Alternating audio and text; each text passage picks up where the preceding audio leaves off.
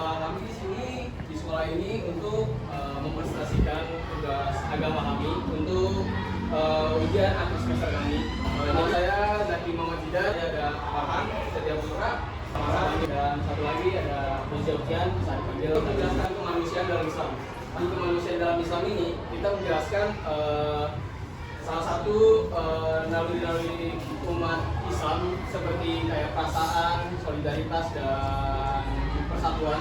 Semuanya kami akan menjelaskan di sini dalam presentasi kali ini. Langsung di sini ada pendahuluan. Jadi agama Islam adalah agama yang menjadikan nilai-nilai kemanusiaan sebagai fondasi keimanan.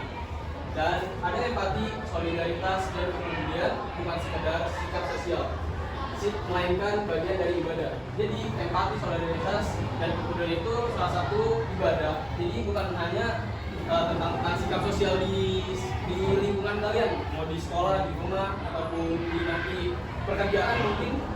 Nantinya lalu ada nilai-nilai melampaui batas suku, ras, dan agama. Dan dicontohkan langsung oleh Nabi Muhammad SAW. Tahu kan Nabi Muhammad semuanya? Saya umat yang biasa, kayak sama saya juga. Gak mungkin umat biasa tuh nggak hidup Nabi kayak pasti kaget lah kalian semua, shocking kayak gitu. Oke, di sini yang tadi ada di Indonesia dan Islam. Yang pertama itu empati, rahmah. Rahmah itu adalah kasih sayang dan penuh kasih sayang. Jadi sebagaimana dijelaskan dalam surat Al-Baqarah ayat 107 yang artinya, dan kami mengutus kamu Nabi Muhammad melainkan sebagai rahmat bagi semesta alam. Lalu ada Islam juga mengajarkan untuk kita peduli terhadap perasaan dan keadaan orang lain. Jadi kalau misalnya ada teman-teman kamu yang apa-apa bilang baper, jadi jangan anggap itu sepele. Itu mungkin perasaan dia terhadap sosialnya, yaitu salah satunya. Lalu ada solidaritas atau ukhuwah. Dalam Islam sesungguhnya orang-orang beriman itu bersaudara, yang dijelaskan dalam surat Al-Hujurat ayat 10.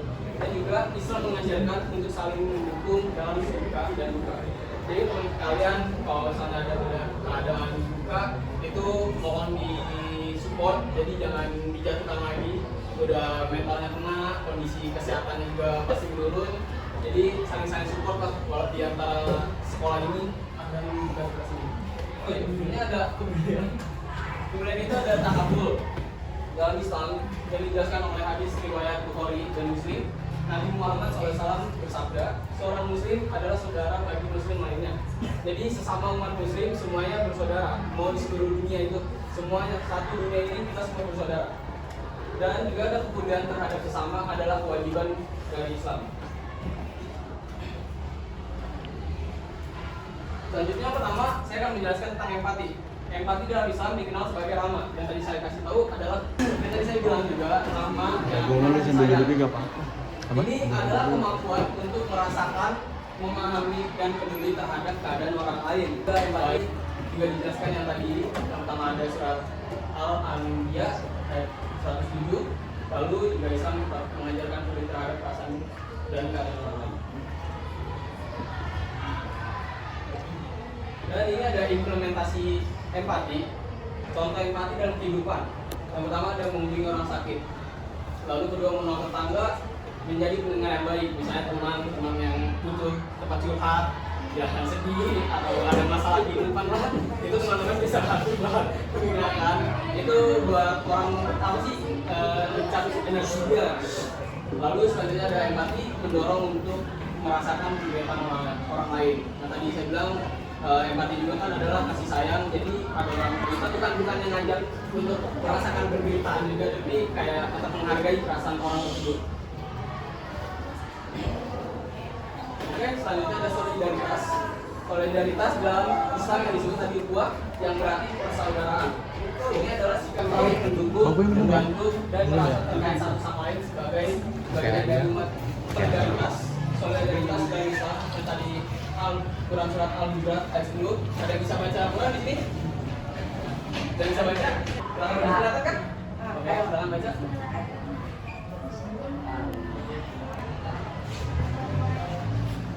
Assalamualaikum. Oke, terima kasih. Namanya siapa? Maafkan. Oke, terima kasih Raisa. Lalu ayat artinya sesungguhnya orang-orang mukmin itu bersaudara. Maka damaikanlah antara kedua saudaramu itu dan bertakwalah kepada Allah agar kamu mendapat rahmat. Lalu Islam mengajarkan untuk saling mendukung dalam suka dan duka. Jadi sini ada implementasi solidaritas. Contoh solidaritas yaitu membantu korban bencana, kalau ada korban bencana makanya kita kayak ada kadang disarankan membantu pakaian salah satunya ataupun makanan itu adalah salah satu bentuk solidaritas. Terus yang terakhir ada solidaritas memperkuat ikatan sosial dan keimanan. Lalu ada kepedulian. Kemudian dalam Islam disebut takaful, yaitu sikap saling menanggung, memperhatikan dan membantu sesama manusia, khususnya yang membutuhkan. Islam menekan bahwa seseorang muslim tidak hidup untuk dirinya sendiri, tetapi juga bertanggung jawab terhadap kesejahteraan orang lain.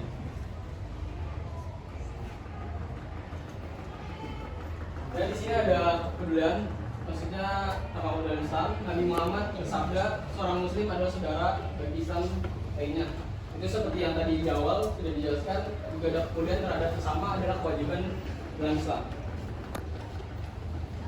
Lalu terakhir ini ada implementasi kepedulian. Contoh kepedulian itu memberi sedekah dan zakat, juga menolong yang lemah dan tertindas, dan juga Islam mendorong aksi nyata demi kesejahteraan bersama. Oke, selanjutnya akan dijelaskan oleh Kak Farhan. Silakan. Oke, selanjutnya saya di sini ada hak asasi manusia bagian pertama. Jadi setiap manusia itu berhak atas yang pertama ada kehidupan. Setiap manusia memiliki hak untuk hidup dan nyawanya tidak boleh dirampas dengan sengaja, contohnya pembunuhan. Lalu yang kedua ada pendidikan. Setiap individu mendapatkan berhak mendapatkan pendidikan untuk mengembangkan dirinya sendiri. Contohnya seperti kalian, dengan kalian bersekolah, kalian bisa membaca, menulis, menghitung. Lalu yang ketiga ada kebebasan beribadah. Setiap umat dalam Islam diberikan kebebasan untuk beribadah. Jadi jika ada umat Kristiani sedang beribadah, kita usahakan untuk tertiblah. Yang keempat adalah perlakuan adil. Semua orang harus diperlakukan secara adil dan tanpa diskriminasi. Contohnya, mungkin kalau di bagian Eropa ada orang kulit hitam dan kulit putih. Nah, si kulit hitam ini sering mendapatkan diskriminasi. Ya, hasil yang kulit hitam itu dia sering mendapatkan diskriminasi kayak rasisme lah, tahu kan? Lalu yang kelima ada Islam mengakui martabat dan kebebasan setiap individu.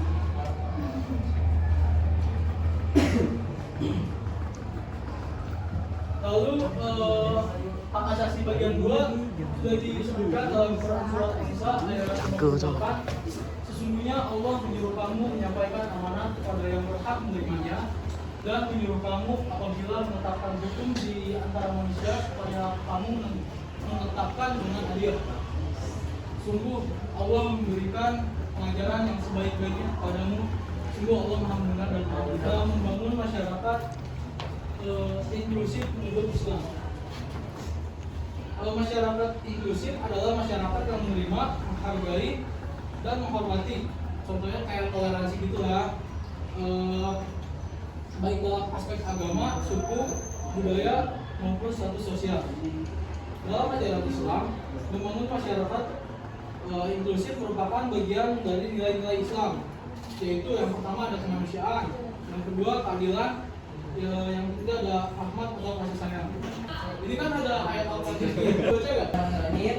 Ya ayuhan nasu idza khalaqnakum min dzakarin wa untha wa ja'alnakum syu'aban wa qabila litarafu inna akramakum innallaha attaqum innallaha alimun khabir. Pegangan dulu.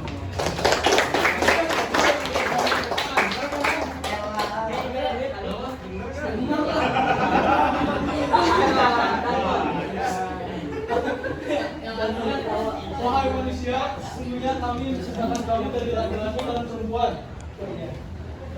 Lalu kami jadikan kamu berbangsa-bangsa dan bersuku-suku agar kamu saling mengenal.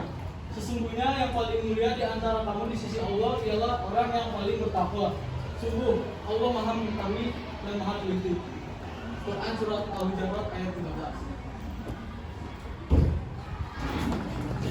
Baik, di sini ada relevansi di era modern.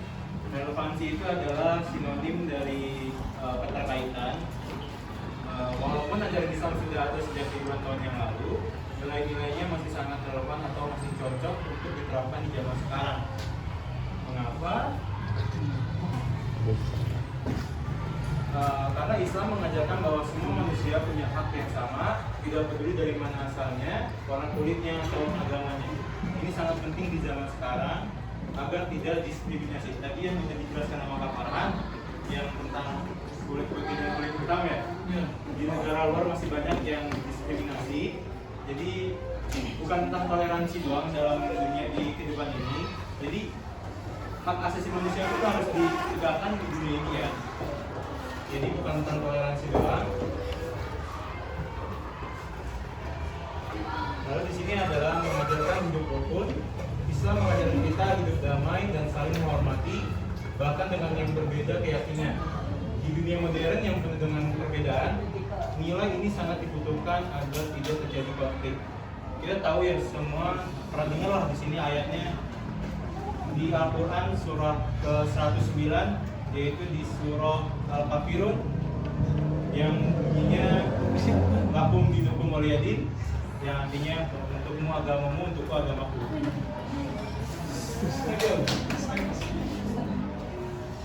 Lalu mendorong masyarakat yang adil dan setara. Di zaman global ini banyak negara berusaha membangun kehidupan yang adil bagi semua orang. Islam sudah lama mengajarkan bahwa keadilan adalah hal yang sangat penting dalam kehidupan.